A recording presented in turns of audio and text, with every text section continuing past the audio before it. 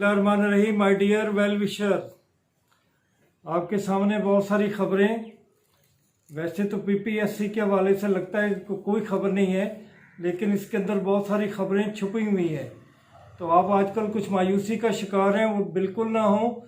सब पोस्ट आएंगी जिनमें एजुकेटर्स भी हैं, जिनमें आपके लिए असिस्टेंट SNGD वो भी आएगा, लेकिन उसके 63,000 स्टूडेंट्स हैं, तो जाहिर है वो नवंबर में ही जाएगा। SI भी नवंबर में आपका जाएगा, और असिस्टेंट रजिस्ट्रार जो है ये भी बहुत की पोस्ट है, ये भी नवंबर में ही जाएंगी।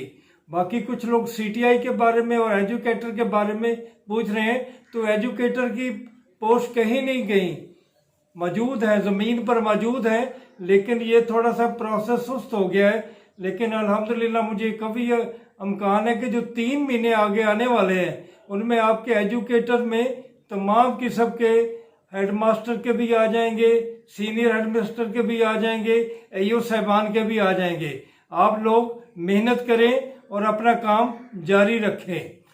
तो इसके अलावा जो नेक्स्ट आजकल टॉपिक गर्म है वो तहसीलदार का है। तो तहसीलदार की भी 24 और 31 को इंशाल्लाह इम्तिहान हो जाएगा। तो उसमें आपने बहुत कुछ करना है।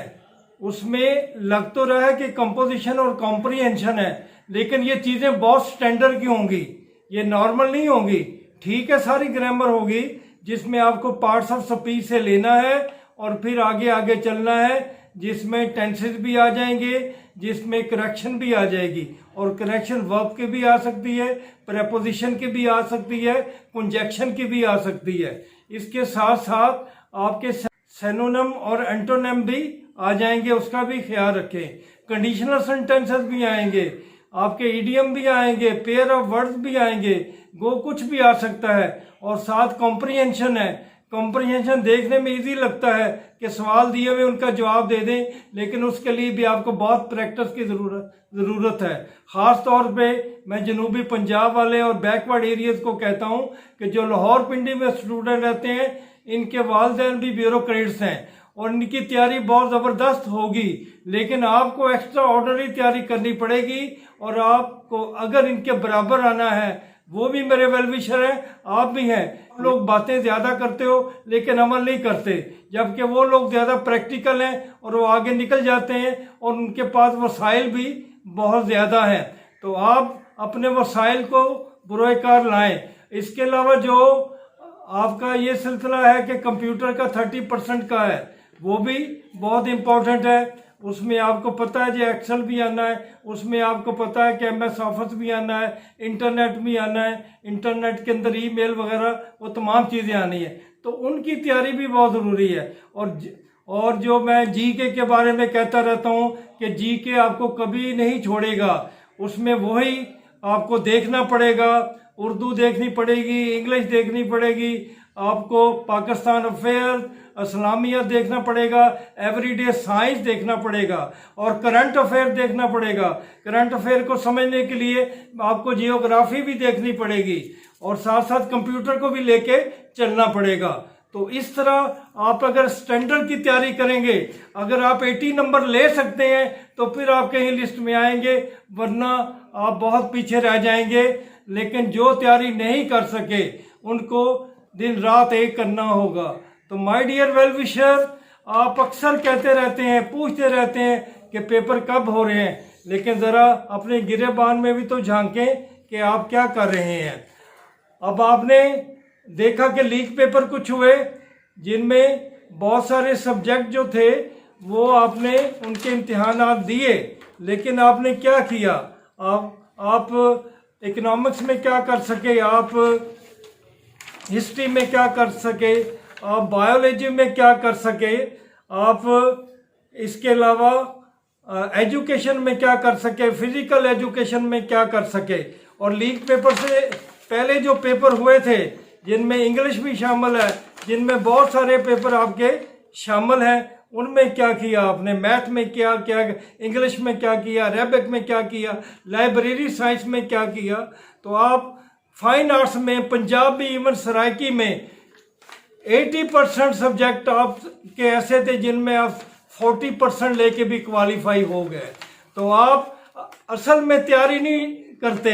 मैं आपसे शिकवा कर रहा हूँ, मैं आपसे गिला कर रहा हूँ, आप शोर मचाते रहते हैं लेकिन आप असल तैयारी नहीं करते।